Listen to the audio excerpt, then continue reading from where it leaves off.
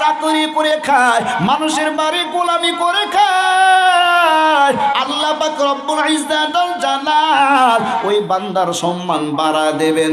সম্মান দেওয়ার মালিক একমাত্র শুধুমাত্র আল্লাহ। এরে নবীর উম্মতের দল, রাত্রি গভীর হয়ে গেছে, লম্বা চড়া আলোচনা করার সুযোগ আমার নাই, আপনাদেরকে কষ্ট আমি দিতে চাই না রে বাবা। সম্মানের মালিক আল্লাহ। খলিফাতুল মুসলিমিন ওমর ফারুক রাদিয়াল্লাহু তাআলা আনহার জামানা আনহুর জামানায় আল্লাহর এই বান্দা পথ দিয়ে হাঁটতেছে,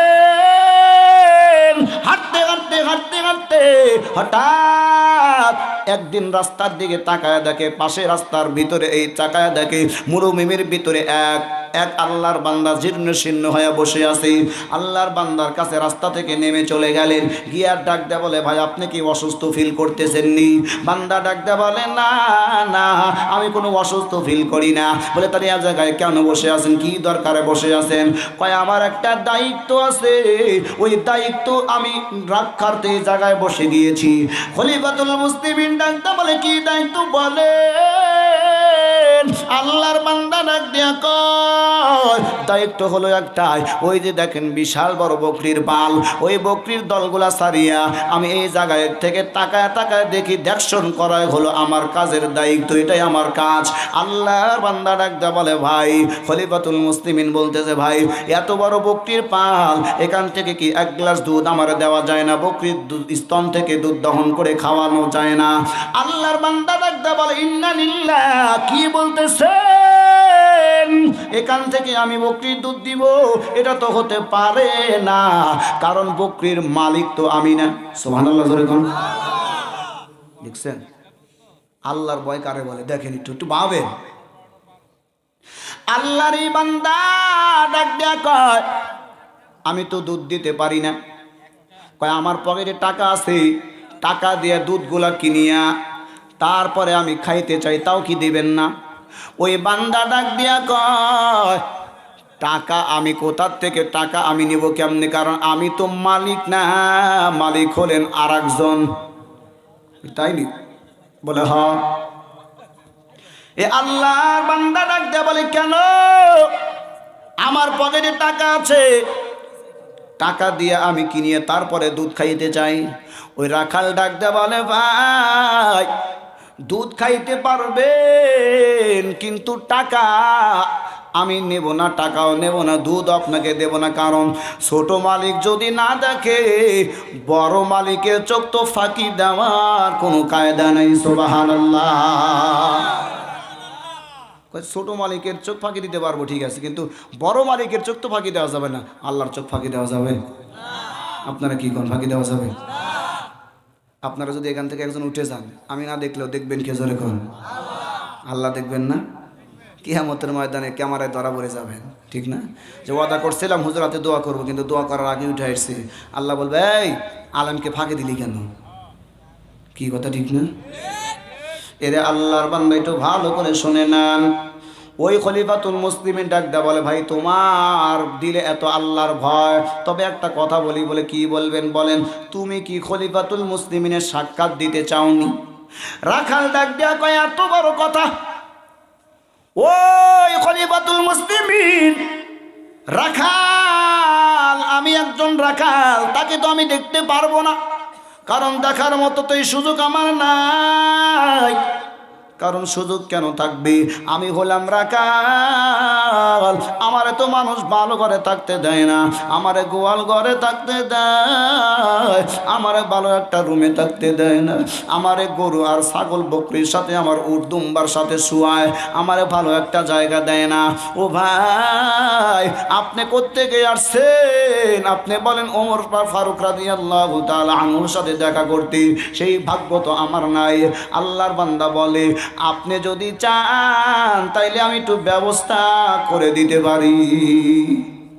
দেখছেন, খলিফাতুল মুসলিমিন কথা বলে না, পরিচয়টা ওপেন করে না।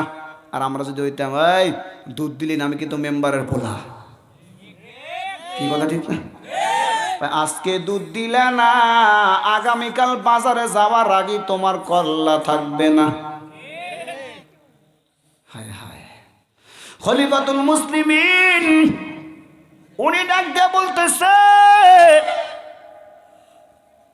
তাইলে তুমি একটা ঠিকানা দাও, ওই ঠিকানাটা অনুপাতে আগামীকাল তোমাকে ওই জায়গায় খলিফাতুল মুসলিমিনের দরবারে নেওয়ার ব্যবস্থা করব। সুবহানাল্লাহ। ওই আল্লাহর বান্দা শুনিয়া বড় খুশি, ইন্নালিল্লাহ, আমার কপাল এত বড় সৌভাগ্য, আমার কপাল এত বড় ভালো, আমি খলিফাতুল মুসলিমিনকে দেখব, যেই পয়গাম্বার হাতে করা সাহাবী, জান্নাতি সাহাবী, ওই রকম একজন মানুষকে আমি দেখব। এটা তো আমার জন্য বড় ভাগ্যের ব্যাপার। সকালবেলা ঠিকানা দেওয়ার জায়গা মোতাবেক আল্লাহর বান্দা দাঁড়ায় গেল। জায়গা মোতাবেক দাঁড়ায় আল্লাহর বান্দা তাকায় দেখে, রাখাল তাকায় দেখে দুইজন মানুষ আসতেছে। সোজা একদম রাখাল বরাবর এসে সালাম দেয়া বলে, ভাই আপনি কি রাখাল? আল্লাহর বান্দা ডাকদা বলে, জি আমি রাখাল। বলে, আপনি যদি রাখাল হন তাইলে চলেন, খলিফাতুল মুসলিম আপনারে দেখবি। ওই বান্দাটা চলে গেলেন, গিয়া তাকায় দেখে, ইন্নালিল্লাহ, গতকাল যেই মানুষটা আমার কাছ থেকে দুধ চাইছিল ওই মানুষটাই তো আজকে খেলাফতের মজলিসে বসা, আজকে তো বান্দাটা সিংহাসনে বসা। আল্লাহর বান্দা ভয়ে থরথর করে কাঁপতেছে। আর দেখো, ইন্নালিল্লাহ, ওই জায়গায় আমার কিছু বলতে পারে নাই, আজকে বুঝে আমার জ্যান্ত রাখবে না, আজকে আমার মেরেই ফেলবি। আল্লাহর বান্দা চিন্তা চেতনা করতে করতে করতে করতে হঠাৎ যখন খলিফাতুল মুসলিমিন একটা নজর দেখলো, দেখার পর আল্লাহর বান্দা দৌড় মারিয়া ওই বান্দাটারে বুকে টান দিয়া নিয়া মুআনাকা করিয়া ওই বান্দাকে ডাকদা বলে, ভাই আপনি আজকে নিচে বসবেন না, আমি ওমর নিচে বসবো, আপনি আজকে আমার সম্মানী চেয়ারে বসবেন। জোরে কোন আল্লাহু আকবার। या इलाही तू मेरा माबूद है, या इलाही तू मेरा माशूक है। সম্মানের মালিক কে? রাখাল তো ভাবতেও পারে নাই যে এই জায়গায় আমি আসব, কিন্তু আল্লাহর বান্দা খলিফাতুল মুসলিমিন ওমর ফারুক রাদিয়াল্লাহু তাআলা আনহু ডাকতে বলে, ভাই তোমার দিলে এত আল্লাহর ভয়, ওই ভয়টাই তো ওই সম্মান, আল্লাহর ভয় বেশি রাখার কারণেই তো আজকে তুমি এত বড় সম্মানী হইলা। আমি আল্লাহ পাক তোমার সম্মান দিয়েছেন, আমি ওমর তোমার সম্মান করলে আমার ক্ষতি কোথায়?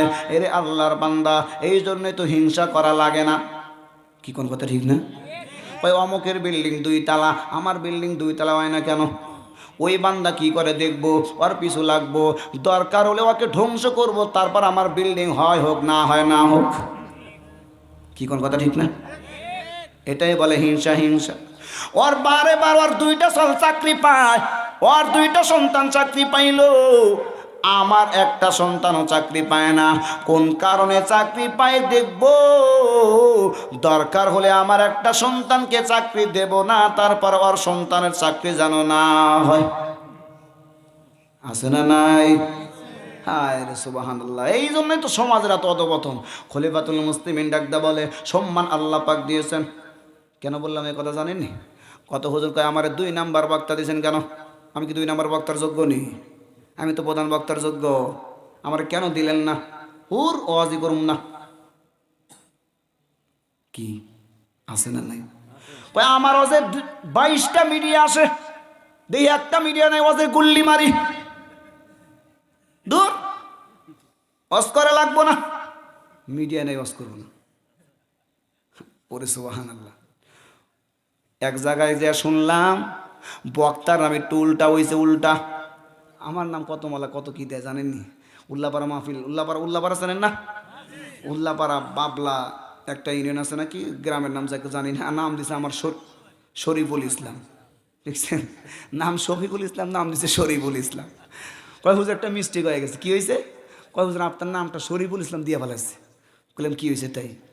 কয় হুজুর এনে কেন হয়ে গেল না? কইলাম যে প্রচারে যদি পারেন একটু শুদ্ধ করে কইল, না হলে নাই, সমস্যা নেই, আমি ওয়াজ করবো, মানুষ আমার দেখবো যে ওই এখন তো ফোন দিল, হুজুর আপনার বয়ান কি ইউটিউবে পাওয়া যাবে? হ্যাঁ পাওয়া যাবে। ওনারা তো আমার চেহারা দেখবে, চেহারা মিল থাকলে হয়েছে, আমি তো আর হিজাব পরে ওয়াজ করবো না। কি কথা ঠিক নেই? সম্মানিত হাজিরিন, যাক, আল্লাহ পাক সবাইকে হেফাজত করুক, আল্লাহ পাক সবাইকে আল্লাহর ভয় অন্তরে দান করুক, সকলে করে আল্লাহুম্মা আমিন। এক নাম্বার গুণ বলছিলাম আল্লাহর ভয় অন্তরে থাকা লাগবে। আল্লাহর ভয় যদি অন্তরে থাকে ওই বান্দার সম্মান আত্মমর্যাদা আল্লাহ পাক বাড়ায় দিবেন। এটা গেল এক নাম্বার গুণ।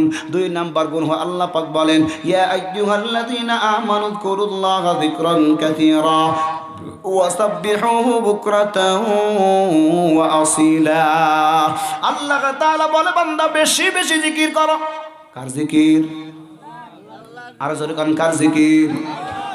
আল্লাহর জিকির। যে বান্দা 100 বার আল্লাহ আল্লাহ সুবহানাল্লাহ আল্লাহু আকবার জিকির করবে, জিকির করলে দুইটা লা ইলাহা ইল্লাল্লাহ জিকির করবে, ওই বান্দার দুইটা লাভ। একটা লাভ হলো বান্দার রিজিকের ফয়সালা আসমান থেকে হয়ে যাবে, কোন সুবহানাল্লাহ। দুই নাম্বার হলো বান্দার দিলে কোনো ময়লা থাকবে না। আল্লাহু আকবার। আমার হাতে ময়লা লাগলে আমি ক্রিম লাগাই। ও কি ক্রিম কয়? বাংলাদেশি ক্রিম চলে না। তাহলে কোন থেকে লাগাবো? ইন্ডিয়ান ক্রিম দেন। এরপরে যদি পায়ে কোনো স্পট লাগে ওই জায়গায় আমি আপনি ইন্ডিয়ান ক্রিম লাগাই, থাইল্যান্ডের ক্রিম লাগাই, মালয়েশিয়ার কুয়ালালামপুরের ক্রিম লাগাই, এরপরে ইংল্যান্ডের লন্ডনের ক্রিম লাগাই। এতেও যদি না হয় তাইলে আমরা চলে যাই আমেরিকার উন্নত মানের ক্রিম। কি কোন কথা ঠিক কিনা? আল্লাহ তাআলা বলে বান্দা তোমার অন্তরে ঘা হয়ে গেছে। কিসের ঘা?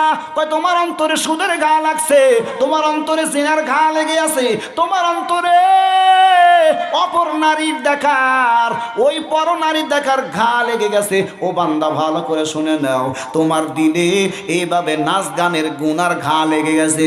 এখন যদি ঘা দূর করতে চাও তাহলে একটা পদ্ধতি, সেটা হলো আল্লাহ নামের জিকিরের জিহ্বা দ্বারা আল্লাহ নামের জিকিরটা চালায় দাও।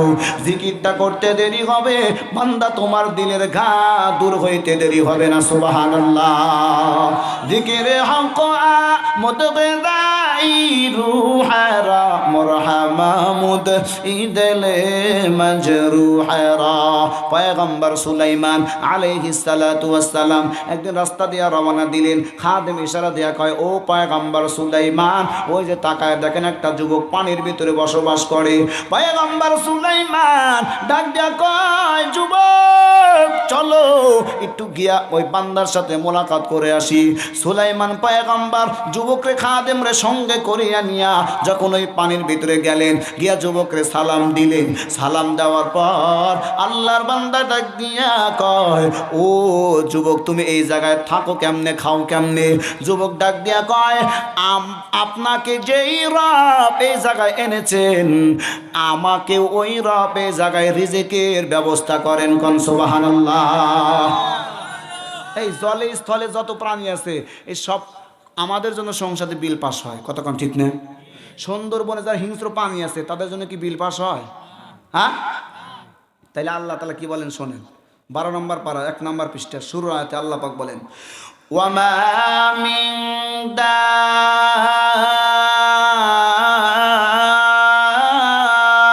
দাব্বাতিন ফিল আরদি ইল্লা আলাল্লাহি রিজকুহা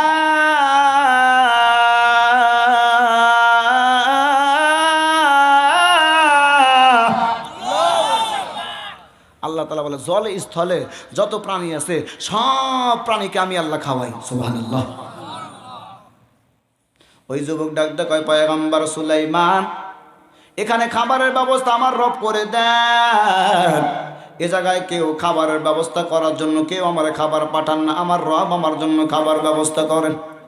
পয়গম্বর সুলাইমান শুনিয়া ডাকতে কয় যুবক এই জায়গায় থাকো কোন আমলের কারণে তুমি এই জায়গায় আসলা বলো। আল্লাহর বান্দা কয় অন্য কোনো আমল না, আমি আল্লাহ পাকের জিকির করার মাধ্যম দিয়ে আল্লাহ পাক আমার এই জায়গায় ঘরের ব্যবস্থা করে দিয়েছেন। সুবহানাল্লাহ। বাসুলাইমা দাদে বুলকো সরওয়ারি সুদমতে ই খাতে মশদাওয়া পরি। এর আল্লাহর বান্দা তাহলে বেশি বেশি জিকির করার দরকার আছে না নাই? আল্লাহর কাছে দোয়া করি আল্লাহ কিছু দেন আর না দেন আপনার ভয় আমার অন্তরে ঢুকায় দেন। জোরে কোন আমিন। আল্লাহর কাছে চাই, আল্লাহ এই মাহফিল থেকে কিছু দেন আর না দেন, আমাদের সবাইকে জিকিরওয়ালা একটা জিহ্বা দান করে দেন, জোরে কোন আমিন। এটা গেল 2 নাম্বার গুণ। নাম্বার 3, আল্লাহ তাআলা বলেন ফালিয়াদহাকু কালিলা ওয়ালিয়াবকু কাসীরা। আল্লাহ তাআলা বলে বান্দা বেশি বেশি বেশি বেশি আমার ভয়ে কাঁদবা, বেশি বেশি জাহান্নামের ভয়ে কান্না করবা। ওরে বাবা, কান্না নিয়েও বর্তমান যে ভণ্ডামি, যেই বান্দা বেশি বেশি কান্না করবে ওই বান্দার জন্য জাহান্নামের আগুন হারাম হয়ে যাবে। জাহান্নামের আগুন এমন আগুন, কোন বান্দা যদি জাহান্নামের আগুন দেখতো ওই বান্দার খানা পিনা সব হারাম হয়ে যায়, সব পরিত্যাগ করে দিত। এরে আল্লাহর বান্দা কেন কেন কেন বলে দুনিয়ার আগুন পানি দিয়ে নিবানো যায়, দুনিয়ার আগুন হাতে লাগলে হাত জ্বলে, পাও জ্বলে না। দুনিয়ার আগুন যদি মাথায় লাগে আপনার বডি জ্বলবে না, শুধু মাথায় জ্বলবে। কিন্তু নারুল্লাহিল মুকাদা আল্লাতী তাত্তামিউ আলাল আফিদা, জাহান্নামের আগুন যদি কোনো বান্দার হাতে লেগে যায়, ওই বান্দার যদি হাতে লাগে হাত জ্বলবে না, পুরা তামাম বডিটা কলিজা পর্যন্ত ভুনা হয়ে যাবে, কোনো সন্দেহ নাই। এই জন্য আল্লাহর নবী বলেন মান বাকা মিন খাশিয়াতিল্লাহ হারামাল্লাহু তিলকাল আইনা আলান নার। কোনো বান্দা যদি জাহান্নামের ভয়, কোনো বান্দা যদি মাওলা পাকের ভয়ে, আযাবের ভয়ে, কোনো বান্দা যদি মৃত্যুর ভয়ে, ওই বান্দা যদি এক ফোঁটা চোখের পানি ফেলিয়া দেয়, আল্লাহ পাক রব্বুল ইজ্জাত আল জালাল ওই বান্দার জন্য জাহান্নামের আগুন চিরতরে হারাম বানায় দেয়। সুবহানাল্লাহ। কেমন হারাম বানায় বাবা? গাভীর দুধ বাট থেকে দুধ দহন করিয়া আবার ঢুকানো যেভাবে অসম্ভব, কোনো বান্দা যদি জাহান্নামের ভয়ে, জান্নাতের আশায়, কবরের ভয়ে, আল্লাহ পাকের আযাবের ভয়ে চোখের পানি ফেলে, ওই বান্দাটার জাহান্নামে দেওয়া মাওলার পক্ষে অসম্ভব। কি উপায় হবে আমার কবরে, কেমনে থাকবো একা একা আদার কবরে। ভাইও নাই বন্ধু নাই কবরে, কেমনে থাকবো একা একা আদার কবরে। এর আল্লাহর বান্দা, তাহলে বেশি বেশি মাওলার ভয়ে কান্নার একটা চক্ষু আমাদেরকে আল্লাহ পাক দান করে দিন, জোরে কোন আমিন। এর আল্লাহর বান্দা, এই নাম্বার আর একটা গুণ বলবো। 4 নাম্বার গুণ হলো আল্লাহ পাক বলেন ইল্লা মান তাবা ওয়া আমানা ওয়া আমিলা আমালান সালিহান ফাউলাইকা ইউবাদদিলুল্লাহু সাইয়্যাতিহিম হাসানাত ওয়া কানাল্লাহু গফুরার রহিমা। 3 নাম্বার 4 নাম্বার গুণ হলো আল্লাহ তাআলা বলেন যে বান্দা তওবা করবে, এমন তওবা যে তওবাটা করার পর আর ওই কাজ করবে না, এরপরে নেক আমল শুরু করবে, ওই বান্দার যত গুনাহ ছিল সব গুনাহগুলো আল্লাহ পাক এরভাবে মাফ করিয়ে দিয়া ওই গুনার সমপরিমাণ আল্লাহ পাক তার আমলনামায় নেকি লিখে দিবেন। সুবহানাল্লাহ। মায়ার নবী কি বলেন শোনেন। আল্লাহর নবী বলেন আত্তাইবু মিনাজ যামবি কামান লা যামবালা, যেই বান্দা তওবা করে ওই বান্দার ওইভাবে কোনো বান্দা যদি মায়ের গর্ভ থেকে ভূমিষ্ঠ হয় দুনিয়াতে আসে, ওই বান্দার যেরকম কোনো গুনাহ থাকে না। যেই বান্দা তওবা করলো, খাঁটি অন্তঃকরণ ইখলাস পূর্ণ তওবা করলো, ওই বান্দা বেগুনাহ মাসুম হয়ে যায়। বান্দার অন্তরে কোনো গুনাহ আল্লাহ পাক রাখেন না। আল্লাহু আকবার। সম্মানিত সুধী, রাত্রি অনেক হয়ে গেছে, আমি আপনাদেরকে বলি 1 নাম্বার কর্মসূচি আল্লাহ তাআলা বলেন এ বান্দা তোমার দিলটা সুস্থ রাখো। সুস্থ দিল রাখার জন্য 10টা গুণের দরকার। 1 নাম্বার হলো আল্লাহর ভয় অন্তরে রাখা, 2 নাম্বার হলো বেশি বেশি বেশি বেশি আল্লাহ পাকের জিকির করা, নাম্বার 3 হলো মাওলা পাকের ভয়ে, আল্লাহ পাকের ভয়ে, জাহান্নামের ভয়ে বেশি বেশি কান্না করা, নাম্বার 4 বেশি বেশি বেশি বেশি তওবা করা। এই চারটা গুণ যেই বান্দার অন্তরে থাকবে, ওই বান্দা মৃত্যুর আগেই বান্দার জান্নাতে ঘেরা নাকে চলে আসবে। জোরে কোন আল্লাহু আকবার। সবাই বলেন আল্লাহু আকবার। তাহলে আমরা জান্নাতি হতে চাই কি চাই না? জোরে কোন। সম্মানিত মুহতারাম, আলোচনা লম্বা নয়।